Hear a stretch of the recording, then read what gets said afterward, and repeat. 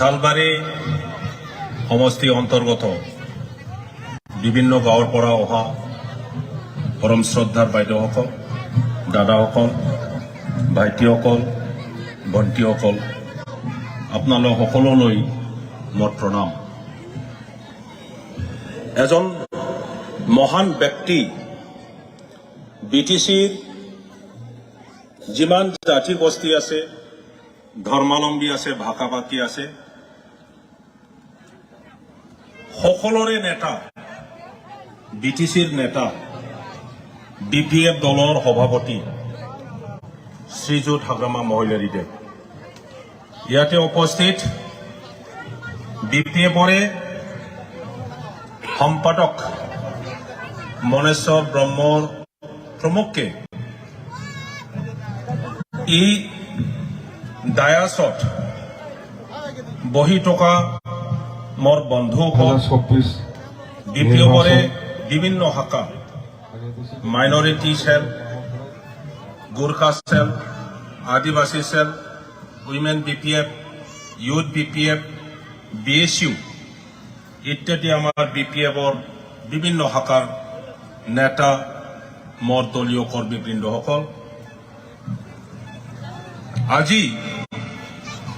সঁচাকৈ আপোনালোকৰ এই শালবাৰী সমষ্টিত ইমান ডাঙৰ এটা বহুত দিনৰ পিছত সকলো ৰাইজে একগোট হৈ পেলাই আমাৰ নেতা হাগ্ৰামা মহিলাৰীদেৱক স্বাগতম জনাবৰ কাৰণে 2 কিলোমিটাৰতকৈ বেছি আপোনালোকে খোজ কাঢ়ি পেলাই সহায় কৰিছে। বহুত ডাঙৰ কথা। কিহৰ কাৰণে ইমান কষ্ট কৰিলে আপোনালোকে? কি আশা কৰি পেলাই ইয়াত এই গৰমত, এই ৰ'দত আমাৰ বাইদেউসকল ঘৰ এৰি পেলাই আহিলে, দাদাসকল ঘৰ এৰি পেলাই, ঘাট এৰি পেলাই আহিলে? নিশ্চয় আপোনালোকৰ এটা আশা আছে, আকাংক্ষা আছে। গতিকে সেই ৰাইজৰ আশা আকাংক্ষা, আপোনালোকৰ মনৰ ভাৱ, সেইটোকে লৈ পেলাই হাগ্ৰামা মহিলাৰীদেৱে আজি গোটেই BTCৰ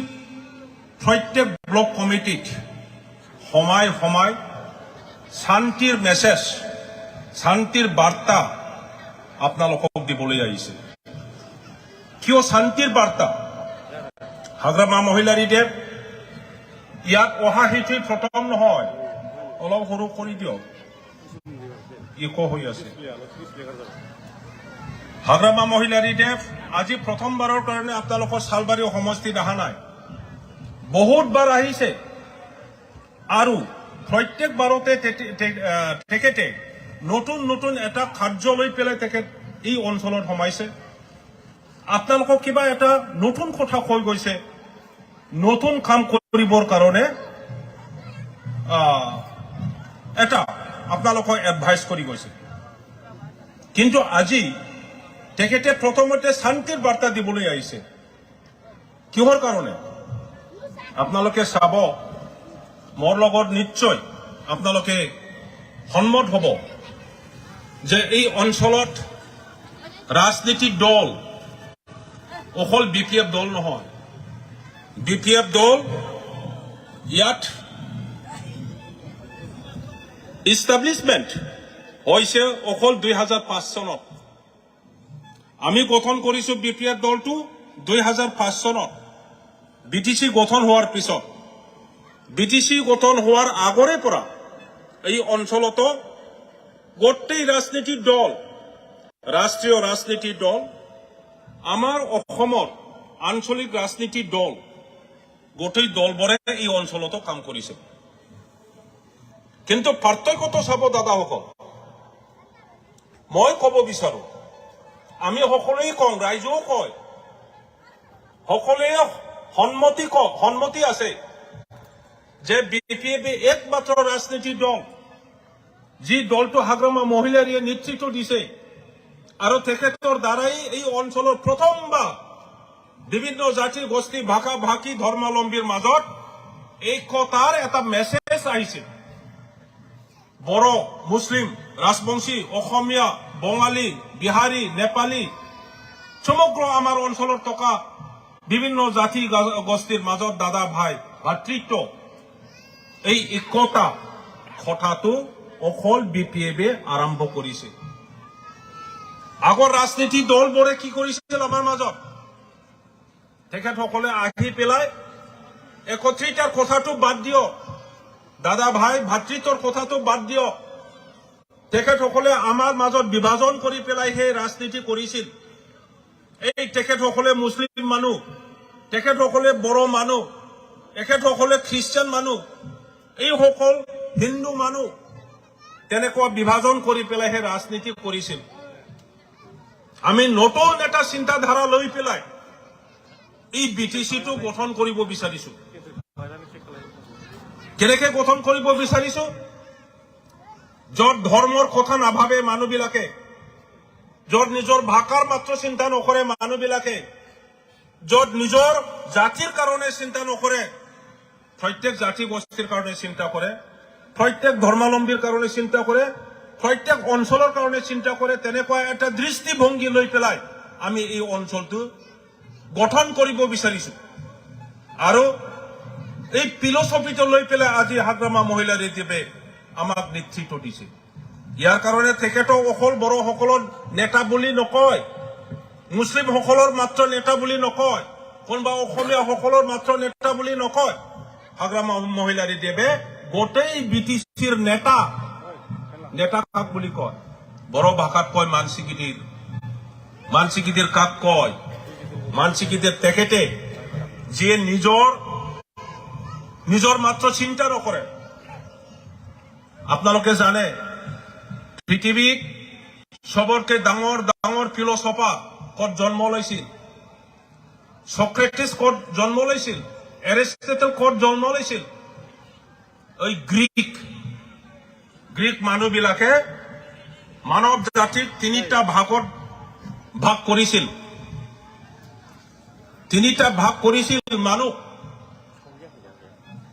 এটা ভাগটো হল মূৰ্খ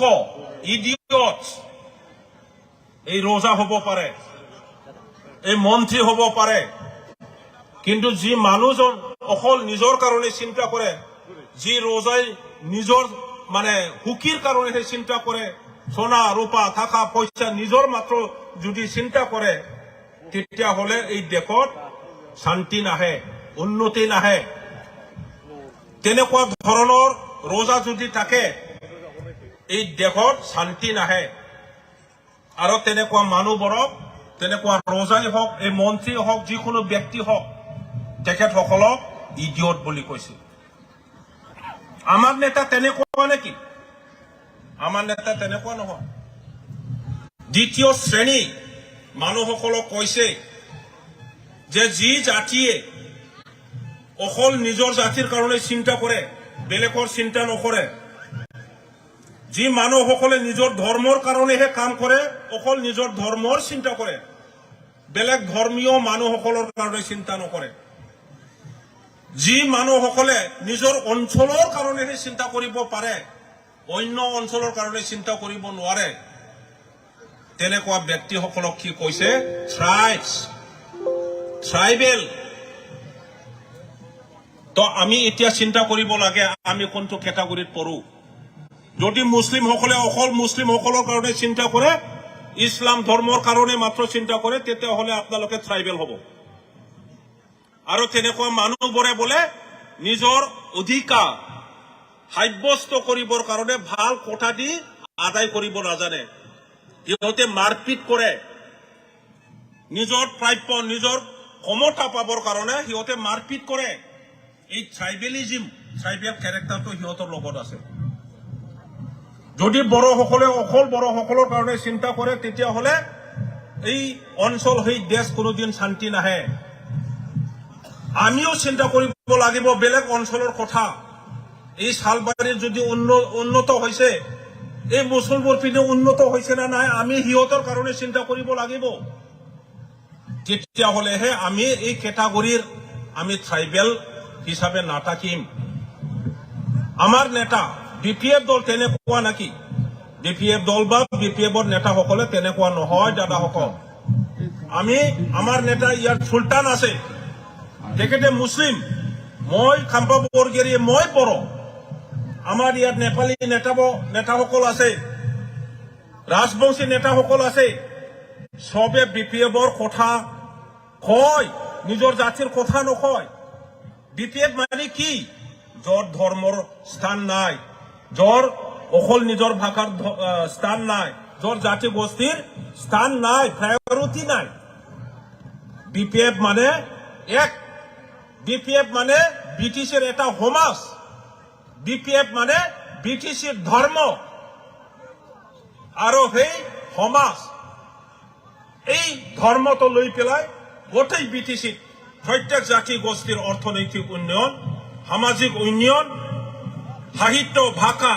উন্নয়নৰ কথা আমি চিন্তা কৰো আমি কাম কৰো তৃতীয় ভাগ নিজৰ অঞ্চলৰ কাৰণে চিন্তা নকৰে বেলেগ অঞ্চলৰ কাৰণে চিন্তা কৰে গোটেই পৃথিৱীৰ কাৰণে চিন্তা কৰে কিন্তু গ্লোবাল লাগিব চাকৰি দিবৰ কাৰণে কন্ট্ৰল কৰিব লাগে তেতিয়াহ'লে ভূটানৰ পৰা এই পানীৰ সাৰ্ভে কৰি পেলাই ব্ৰহ্মপুত্ৰলৈকে কেনেকৈ কৰিব পাৰে এই চাইনাত কিবা এটা উৰা জাহাজ লাগিব গতিকে আমি এৰোপ্লেন বনাব লাগিব এই আমাৰ কোনবা ডাঙৰ নদীৰ ব্ৰহ্মপুত্ৰত আমি সুইমিং কৰি পেলাই পাৰ কৰিব নোৱাৰো ধুবুৰীৰ পৰা সিফালে আমাক দলং লাগিব কেনেকুৱা চিন্তা কৰা কেনেকুৱা টেকনলজি উলিওৱা কেনেকুৱা ৰিচাৰ্চ কৰা এই ফিলচফাৰ এই ইঞ্জিনিয়াৰ এই সাইন্টিষ্ট তেনেকুৱা মানুহবোৰক তেনেকুৱা নেতাবোৰক কৈছে কি কৈছে সেইটোৱে তৃতীয় শ্ৰেণীৰ মানৱ সমাজ মানৱ জাতি তেখেতসকলে নাগৰিক সিটিজেন নাগৰিক মানে সেই বাংলাদেশী নাগৰিক ভাৰতীয় নাগৰিক সেইটো নহয় তেখেতসকলক নাগৰিক বুলি কৈছে এই তিনিটা ভাগত গ্ৰীক মানুহসকলে ফিলচফাৰসকলে আমাক কেটাগৰাইজ কৰিছে ভাগ কৰিছে গতিকে আমি ইয়াত যিমানবোৰ দাদা ভাই ভনী আছে আমি কি হ'ম মুছলিম মানুহসকলে কি হ'ব বিচাৰে আপোনালোকে নাগৰিক হ'ব না ট্ৰাইবেল হ'ব না ইডিয়েট হ'ব কোনটো বিচাৰে আপোনালোকে আমি নাগৰিক হ'ব লাগিব আমি সবে নাগৰিক হ'ব লাগিব তেতিয়াহ'লেহে আমি অকল আমাৰ অঞ্চলৰ কথা নহয় অকল অসমৰ কথা নহয় অকল ভাৰতৰ কথা নহয় সাৰা পৃথিৱীৰ চিন্তা আমি কৰিব পাৰিম নাগৰিক হ'লেহে আমি আমাৰ অঞ্চলত কি কৰিব লাগে বিমাৰৰ পৰা আৰোগ্য কৰিবৰ কাৰণে কি কৰিব লাগে আমি পাৰিম নদী বানপানীৰ পৰা কেনেকৈ আৰোগ্য পাব লাগে এইটো আমি কৰি ল'ব পাৰিম হাগ্ৰামা ডাঙৰীয়া কি কৰিছে আজি উন্নয়নৰ কথা কোৱা হৈছে যি বাৰ্তা ইয়াত আপোনালোকক দিব খুজিছে আহিছে ইয়াৰ ভিতৰত আৰু এটাটো আছে উন্নতি উন্নয়নৰ কথা আপোনালোকে চাব বিটিসি গঠন হোৱাৰ আগত কোনোবা যদি আমাক দেখাব পাৰে যে বিটিসি গঠন হোৱাৰ আগতো আমাৰ অঞ্চলৰ 5 কিলোমিটাৰ পিছ ৰাস্তা আছে বুলি কোনোবা যদি আমাক দেখাব পাৰে আমি প্ৰাইজ দিম কোনোবা মন্ত্ৰী কোনোবা এমএলএ সকলে বিটিসি গঠন হোৱাৰ আগত নিজৰ সমষ্টিত 10 কিলোমিটাৰ ৰাস্তা যদি বনাই দিছিল তেনেকুৱা মন্ত্ৰীক আমি আজি এটা মেমৰি আমাৰ বিপিএফ দলৰ মিটিংবোৰত তেখেতক মেমৰিত আমি শ্ৰদ্ধা জনোৱাটো ভাল কিন্তু আমি তেনেকুৱা দেখিবলৈ পোৱা নাই যেতিয়া বিটিসি গঠন হৈছিল কোনবা হে কোকৰাঝাৰ বজাৰ হে মছলপুৰ বজাৰবোৰত আধা কিলোমিটাৰ পিছ ৰাস্তা আমি দেখিছিলো গাঁৱৰ কথাটো বাদ দিয়ক গাঁৱত আমাৰ গৰুৰ গাড়ী ঠেলি লৈ যাবলৈও ৰাস্তা নাছিল এনেকুৱা অৱস্থা গতিকে হাগ্ৰামা মহিলাৰী দেৱে প্ৰথম ব্যক্তি এই অঞ্চলৰ উন্নয়নৰ কথা চিন্তা কৰা আৰু গোটেই ফাঁচনি নদীৰ পৰা সংকোচ নদীলৈকে প্ৰত্যেক গাঁৱত ৰাস্তা দলং কৃষকসকলৰ কাৰণে ইৰিগেশ্যন ইত্যাদি কাম কৰা ব্যক্তি হাগ্ৰামা মহিলাৰী দেৱে প্ৰথম ব্যক্তি আজি হঠাৎকৈ 2020 চনত যেটো ইলেকশন হল সেই ইলেকশনত কোনোবা ব্যক্তিসকলে আমাৰ মা দেউতাসকলক আমাৰ দাদা ভাইসকলক এটা মেছমেৰাইজ কৰিছে মিঠা মিঠা কৈ পেলাই ব্ৰেইনটো ধ্বংস কৰিছে যে আমাক লাগে পৰিৱৰ্তনৰ নামত আমি সেইটো বনাই দিম সেইটো আনি দিম তেনেকুৱা যেতিয়া ক'লে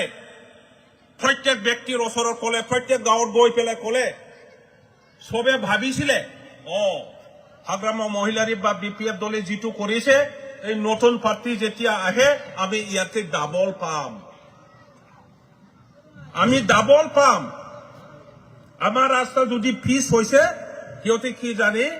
ইয়াতে টাইলছ লগাব মাৰ্বল লগাব আমি আৰু ভালত খোজকাঢ়িব পাম তেনেকুৱা ভাবিছিল কোনোবা যদি অটো ৰিক্সা কিনি পেলাই অটো ৰিক্সা চলাই খাইছিল তেখেতেও ভাবিছিল সিহঁতৰ মিঠা মিঠা কথা কোৱা যে এই আই বাইসকলক বোলে ৭৫,০০০ দিব অৰুণোদয় প্ৰত্যেকজনীক অৰুণোদয় স্কিম দিব আপোনালোকে ভাবিছিল আমাৰ দাদাসকলে মোৰ পত্নীও যদি ইমান লাখ যদি পইচা পায় সেইটো মিলি পেলাই মই এবাৰ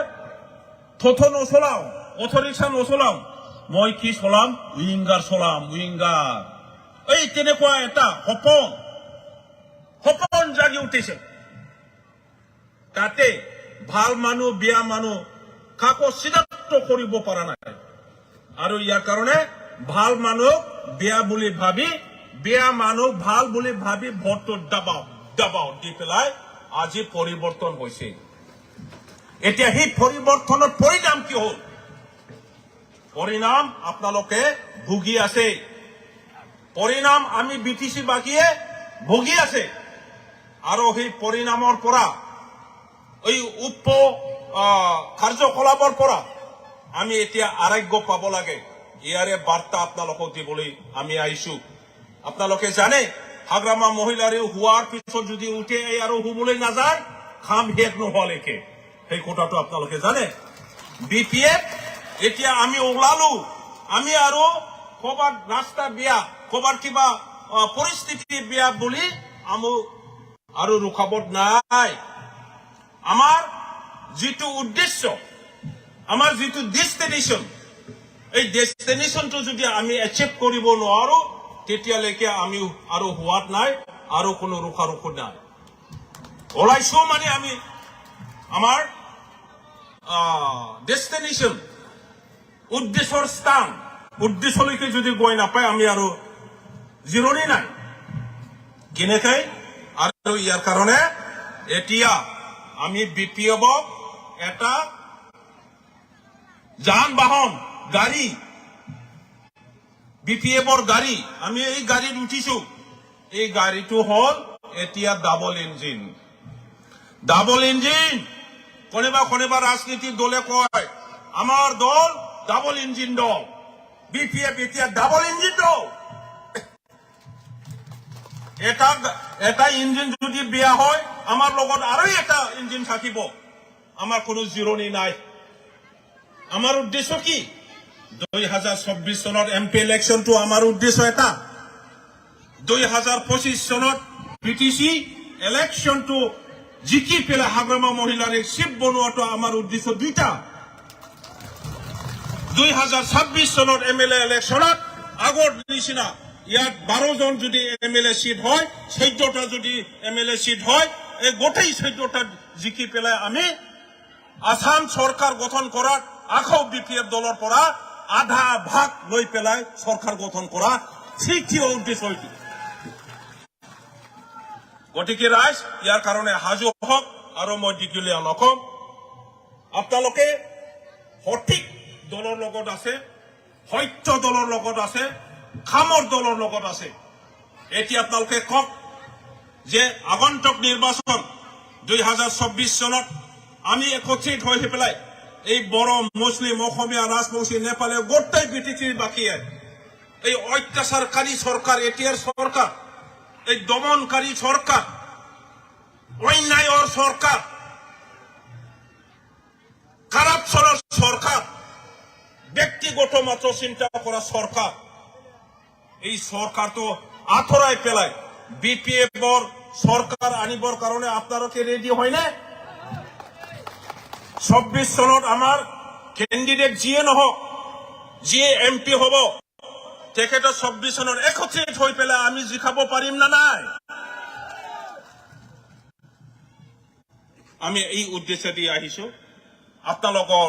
লগত আহিছো, আপোনালোকে আমাৰ লগত থাকিব। সবে একত্ৰিত হৈ পেলাই আমি আমাৰ BTCৰ ভৱিষ্যত, আমাৰ ল'ৰা ছোৱালীৰ ভৱিষ্যত আমি নিৰ্ণয় কৰিম। বেলেগ মানুহৰ দ্বাৰা ইয়াৰ নিৰ্ণয় নহয় আমাৰ ভৱিষ্যত। বেলেগ মানুহে যদি আমাৰ ভৱিষ্যত নিৰ্ণয় কৰিব যদি আমি সুযোগ দিওঁ, তেতিয়াহ'লে আমাৰ জীৱন বিপদজনক, আমাৰ অঞ্চল বিপদজনক, কোনোদিন উন্নতি নহয়, কোনোদিন শান্তি নহয়। এই কথাটি বাইদেউসকল, দাদাসকল, আপোনালোকক পুনৰবাৰ প্ৰণাম দি মোৰ বক্তব্য সামৰিছো। ধন্যবাদ।